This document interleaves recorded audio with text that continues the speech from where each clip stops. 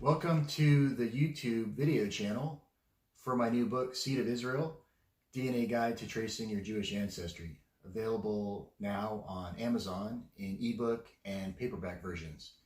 Also remember to click that subscribe button to get more videos like this. Today's video is going to be a little bit off the cuff, maybe a little bit scattered, but that's okay.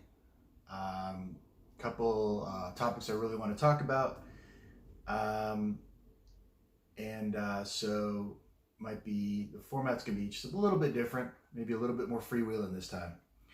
I also want to put out a question to you, the viewer, and it'd be great if you could answer, put out some possible answers in the comment section, maybe generate a discussion.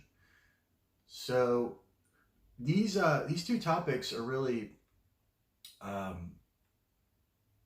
off of Quora, which is a really great site that I really recommend checking out. Quora.com.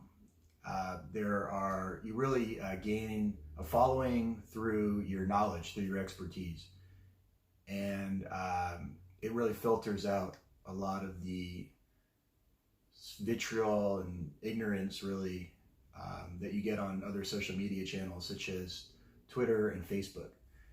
I really believe that Quora elevates the conversation, people with more credentials will get more likes, they'll get more following, they'll generate more discussion, and again, it really, at an intellectual level, I think it's unparalleled as far as social media goes.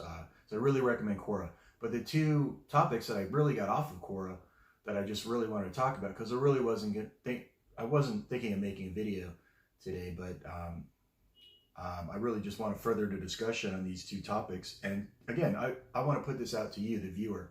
I want to see if you have any views on this. I wrote about these two topics in my book, Seed of Israel book, but I want to expound upon it. And, I think there's a lot of information out there that, we can together, we can try to find some answers to this. So the first question, for the Quora question that was put out today that I attempted to answer, and I think there's probably, even better answers out there, was something I've talked about before. If Ashkenazi Jews have a lot of Levantine ancestry, and we do, we don't have as much as, groups, that Levantine groups, such as, for example, the Lebanese, who didn't have a diaspora, who didn't mix as much with other groups as diaspora Jews did. But we do, because that's where we came from. We came from the Levant. We came from Judea. So even whether it was 100 years ago or thousands of years ago, that's where we came from. And the evidence is right there in genetic studies and our own DNA test. But we also have diaspora admixture. We have to admit that as well. And the debate really is like, how much is there of that diaspora admixture, and where does it really come from? So the question is, if Ashkenazi Jews have a lot of Levantine ancestry, why do they plot right next to Sicilians and Greeks in PCA? If they were just mixed predominantly with Italians and Greeks, wouldn't they plot between these and the Lebanese? And I'm just going to go into my answer a little bit, and then I'm going to go into a hat tip to another contributor to Quora, a gentleman by the name of, Igor Coelho. He calls himself a Brazilian lawyer fascinated by world history and cultures, and I believe he's the one who posed this question, but I think he's also got a really good answer to this topic on the subject of Ashkenazi Jewish ancestry, Western diaspora Jewish ancestry, in another forum on Quora. But my answer was basically, and I'll just kind of read it straight out. I just wanted to give just basically a a brief history of the Levant, and what are the borders of the Levant, and how much of it is in the Mediterranean versus the Middle East. So I said Ashkenazi Jews we generally plot and it varies by individual. But we generally plot on or near the Greek island of Crete. It's a very large island south of mainland Greece.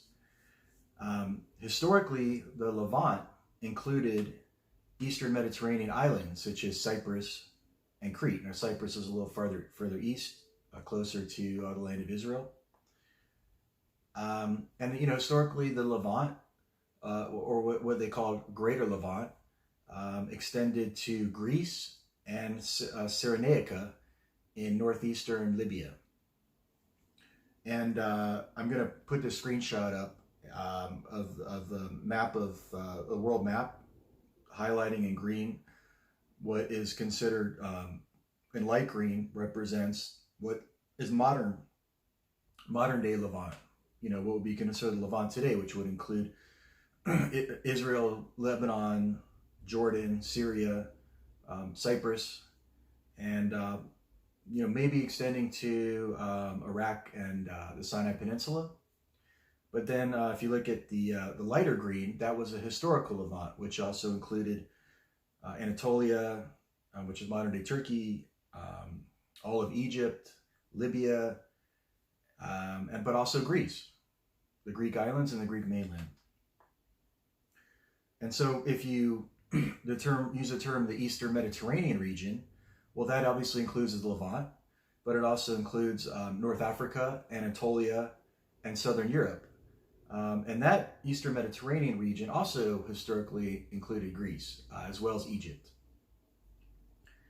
And so just go back to geography, like what is a Levant? Where are the borders? Well, the Levantine Sea, or the Levantine Sea Basin in the Eastern Mediterranean, extends west to the Aegean Sea. So the western border is the Aegean Sea. And also the southernmost Greek island of Gavdos, which is very close to Crete. Gavdos, southernmost tip of Greece, an island just south of Crete, which is a much bigger island. And again, I've provided a screenshot of the map of the Levantine Sea. So let's look back to antiquity. Jews, obviously we're from Judea, that's why we're called Jews in the Levant. Well, Jews established communities across the Mediterranean basin. This happened during the Hellenistic and Roman periods, and even earlier during biblical times. So, again, I'm providing a couple of screenshots here of historical maps from antiquity. One is during the Jewish diaspora in the 1st century CE, during the Roman period. And again, the other one is also during the antiquity, during the, I believe during the 1st century. And you can just see all the synagogues, all the Jewish centers spread out all over mostly the Eastern Mediterranean, but all the way in also to Italy, to Rome, and Asti, which is near Rome. So, why do we plot near Crete, or sometimes maybe a little north of Crete in central Greece, or maybe a little west of Crete, maybe in the middle of the Ionian Sea, maybe near Sicily? Well, I think genetic studies have, there's been one or two more recent that have shown that, Western diaspora Jews, which, would include Ashkenazi, Sephardic, Italian Jews, North African Jews, and Romaniot, who are the Greek Jews. Well, they likely mixed with Greco-Romans, either in the land of Israel, in the Mediterranean diaspora, or both, perhaps both. And that could be the reason which added this mixing with the Greco-Romans, which added a Southern European component to our genetics. And again, I'm going to show this screenshot of a model that was made from a 2017 study, showing the what they believe is the admixture percentages from Middle East, Southern Europe, and then a possible bottleneck, 25, 35 generations ago, followed by some possibly minor Eastern European admixture. So, the Lebanese and other Levantine groups, well, they also have Greco-Roman admixture.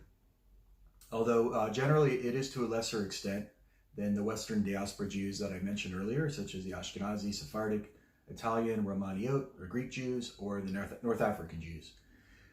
So while Jews originated in Judea and experienced gene flow from the Mediterranean to the west, Southern Europeans experienced gene flow from the east, including from the Phoenicians in modern-day Lebanon, and also the Maghrebi Arabs.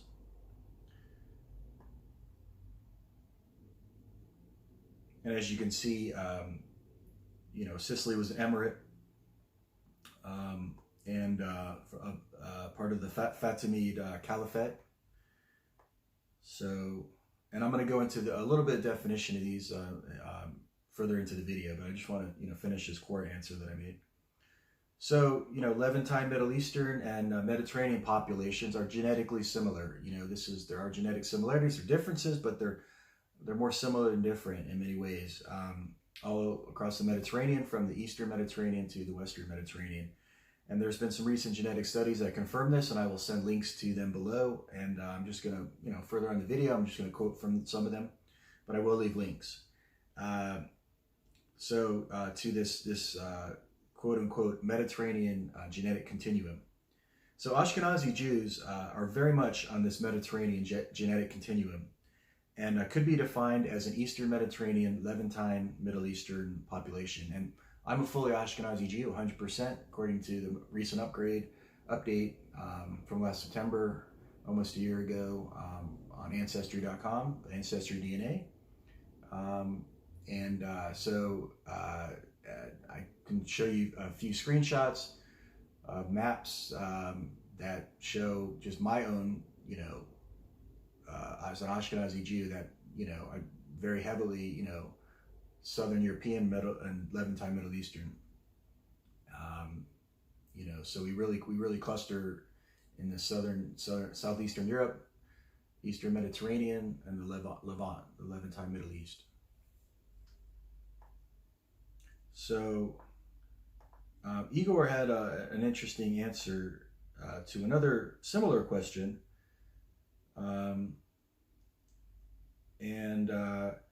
he kind of agreed with that 2000 study, that model that I showed. That certainly Ashkenazi Jews or what they call European, they call European Jews. We have at least a partial indigenous Levantine ancestry. And he said, let me add that even present-day Levantines also had admixture with outsider peoples in the last millennia, with the least admixed being the Lebanese Christians, the Druze, and the Samaritans. And culturally, the Jews' claim to indigenous Levantine heritage status is even stronger than these groups. So he puts forward again that Ashkenazi Jews can be described in a simplified way as a mixture of Levantine and Southern European people with minor North European input. But then again, there's the question is, if we're a Levantine population and mixed with Southern Europeans, why are we adjacent to Sicilians and Greeks? Shouldn't we be intermediate between Greeks and Lebanese? Maybe possibly in Cyprus or closer to the Levant.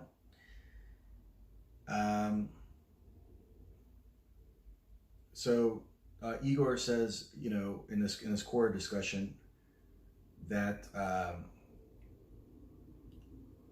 in many PCA charts, you can see that European Jews, Ashkenazi Jews, clearly are pulled away from Sicilians, Greeks towards Lebanese and Jordanians.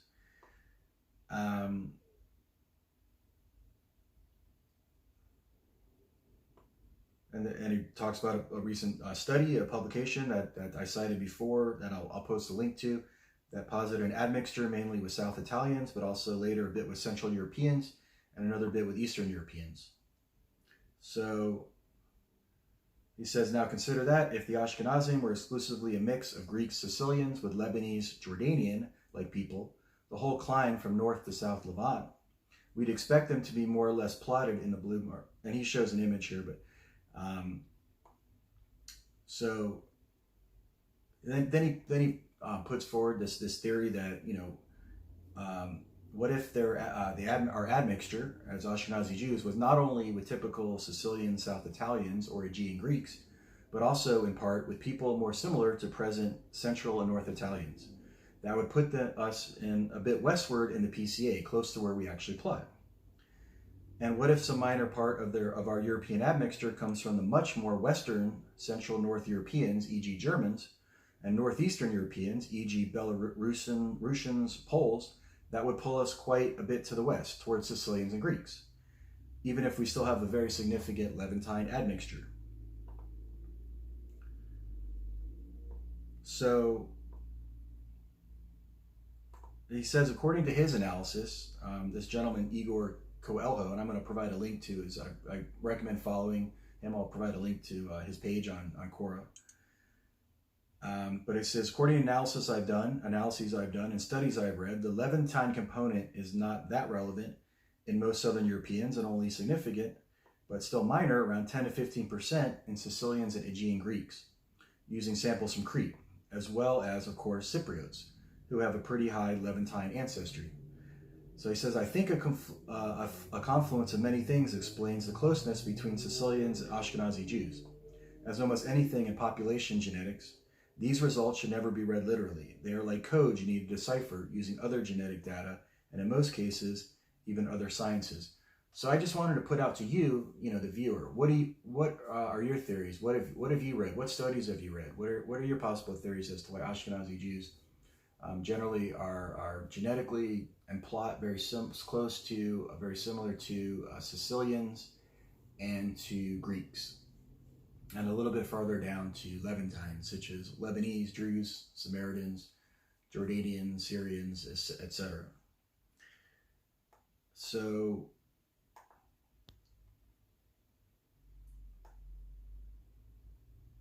okay. Again, I'm going to leave links to these studies, and just want to briefly discuss the Fatimid Caliphate that invaded Sicily. The Fatimid Caliphate was a Shia. This is quoting from Wikipedia. And again, I'll provide links. The Fatimid Caliphate was a Shia Islamic caliphate that spanned a large area of North Africa, from the Red Sea in the east to the Atlantic Ocean in the west. The dynasty of Arab origin ruled across the Mediterranean coast of Africa and ultimately made Egypt the center of the caliphate. At its height, the caliphate included, in addition to Egypt, varying areas of the Maghreb, Sudan, Sicily, the Levant, and Hijaz.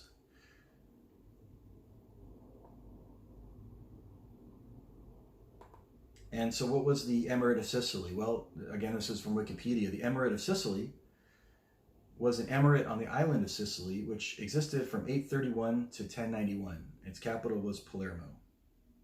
So Muslim Moors first invaded in 652 and seized control of the entire island from the Byzantine Empire, etc., etc.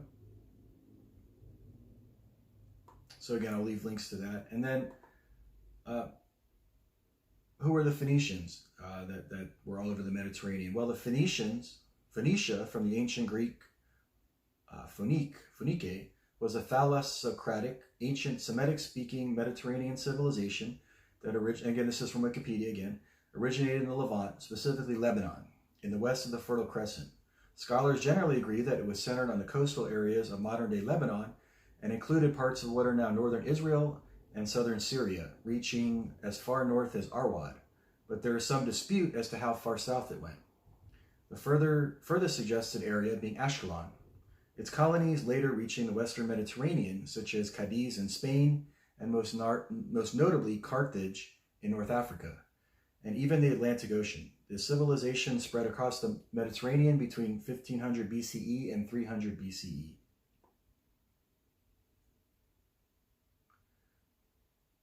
So, okay. So then, again, I want to know what you think about this. So, leave whatever you think in the comments section.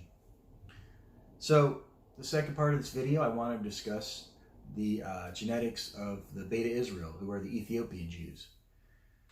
And so there's a really fascinating, again, this is back to Quora again, but there's a really fascinating post on the history of Ethiopia and how, just completely different ethnically, racially, the East Africans are from the Horn of Africa, how different they are than West Africans. And we like to simplify it, but there's a lot of different ethnicities, a lot of different tribes, and even within Ethiopia, there are many. So, it's a very diverse country. But, the author of this post goes in to talk a little about, well, who are the, Beta Israel, and their origins are shrouded in mystery. And she puts out one theory, and there's others who, have different theories about their origins. And so, I'm not saying I agree with this theory, but I want to put it out there because, it's certainly legitimate, and it does somewhat align with genetic studies on Ethiopian Jews or the Beta Israel, but not necessarily saying it's accurate, completely accurate, because we have a lot more research that needs to be done on this community. So she says that northern Ethiopians like Tigray, Amhara, Beta Israel, etc., have a Semitic admixture ranging from 16 to 22%. And she says Beta Israel being 16% on average, while Tigray and Amhara 22%. So, these are, I think, the groups that, in PCA plots, the Ethiopian Jews generally plot close to. But it does go to show it's not a tremendous amount, but it's not an insignificant amount of Semitic admixture or, Middle Eastern admixture in the Ethiopian Jewish genetics. So, 16 to 20%. Now, then she says, many Ethiopian Jews consider themselves or identify as Habesha, so another word for Ethiopian. They are similar to the other Habesha genetically, and they spoke Ge'ez before adopting Amharic and Tigrinya. They are in origin Aksumite converts to Judaism. De'emot might have been the first kingdom of the Semites of Eritrea and Ethiopia. An Agaw tribe called Kemat Agos held a faith combined with Judaism and paganism, and it is recorded that Beta Israel lived in Quora spoke their language. So and then she says that Ethiopian Jews are an old community of converted Agaw people who lived in Axum and then left to the Simeon Mountains when Christianity was introduced to Ethiopia in 350 CE, or when Axum warred against the Himyites, who were the Yemenite Jews, because of religious affairs. And due to tensions, they left to the Simeon around 525 CE. And then she says, I tend to believe the latter because in 350 CE, Christianity didn't take a strong hold in Axum, though they did adopt religious practices from the Coptic Church through Ethiopian bishops, while holding stronger in their Jewish faith. And then she says, many Ethiopian Jews are subgroups of that same Agaw group who lived in Axum, and a very ancient group of Agaw who adopted Judaism around 1700 years ago. So again, I'm not personally saying that the Ethiopian Jews are descendants of these Agaw converts. That is one theory that has been put out there. And if you have any alternative theories, please, I'd love to read your comments about it and hear what you have to say about that. Just real quick, the Agaw people are an ethnic Cushitic peoples inhabiting Ethiopia and neighboring Eritrea. They speak the Agaw languages, which belong to the Cushitic branch of the Afro-Asiatic language family. And so there's another article who is very skeptical that the Ethiopian Jews are products of Agaw converts. So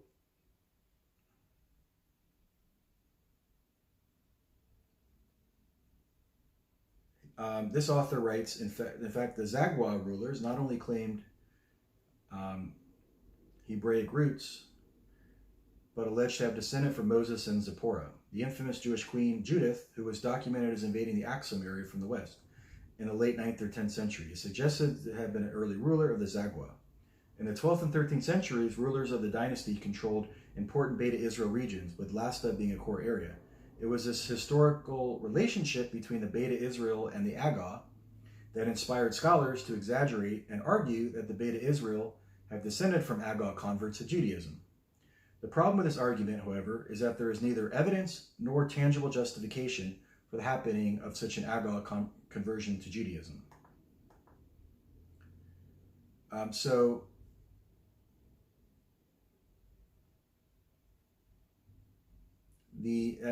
far as the genetics go, this author puts forward that the observed phenotypes of the Beta Israel Ethiopian Jews today strongly reflects the features of the riverine northern Sudanese populations. To a lesser proportion, they reflect the phenotypes commonly found among the mainstream Habash Abyssinian populations of what is today northern Ethiopia.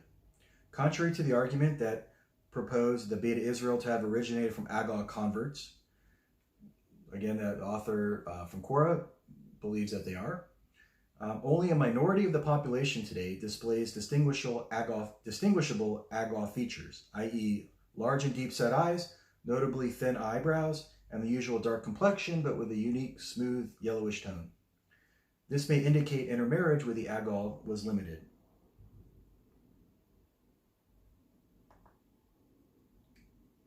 So,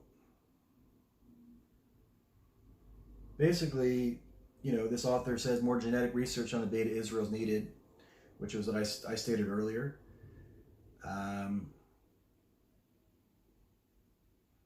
And, we do more research, it could shed more light on the reliability of the biblical narrative, particularly with regards to the existence of an Israelite community in the land of Cush, as represented by the Beta Israel.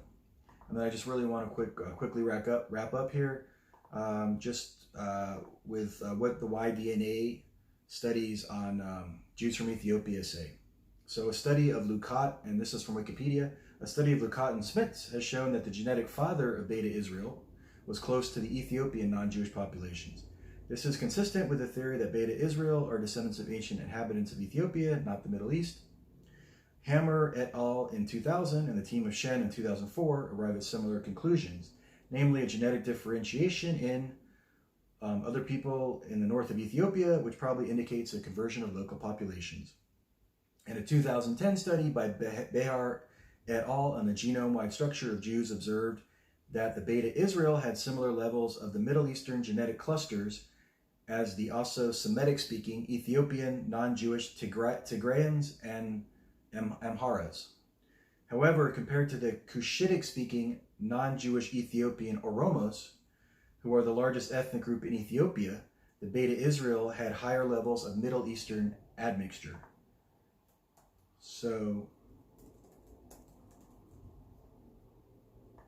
that is a bit on the Beta Israel. So just going to really quick find out if there are any studies done on the mtDNA side, or autosomal studies. So here's autosomal ancestry. So this is, again, from Wikipedia. The Ethiopian Jews' autosomal DNA has been examined in a comprehensive study by Tishkoff et al. 2009 on the genetic affiliations of various populations in Africa. According to Bayesian clustering analysis, the Beta Israel generally group with other Cushitic and Ethio-Semitic speaking populations inhabiting in the Horn of Africa. Again, it goes back to that 2010 study by Behar on the genome-wide structure of Jews, and then observed that Beta Israel had levels of the Middle Eastern genetic affinity similar to the Ethio-Semitic speaking Tigrayans and Amharas. So the Beta Israel are autosomally close to other populations from the Horn of Africa than to any other Jewish population, including Yemenite Jews. So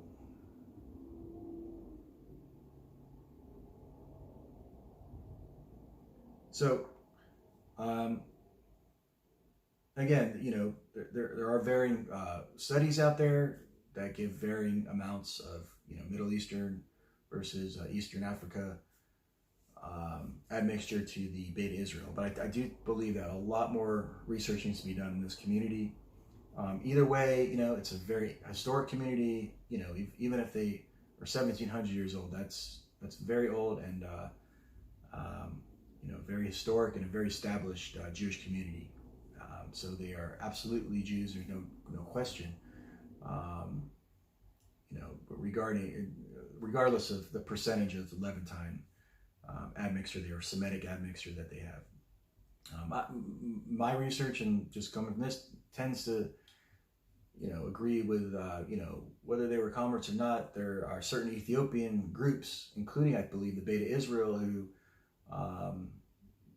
have a not insignificant amount of Middle Eastern admixture. And I think those two areas, the Horn of Africa and the Middle East, were very close for a very long time. So, I would not rule out, the Israelite origins for the Beta Israel. Thank you for watching.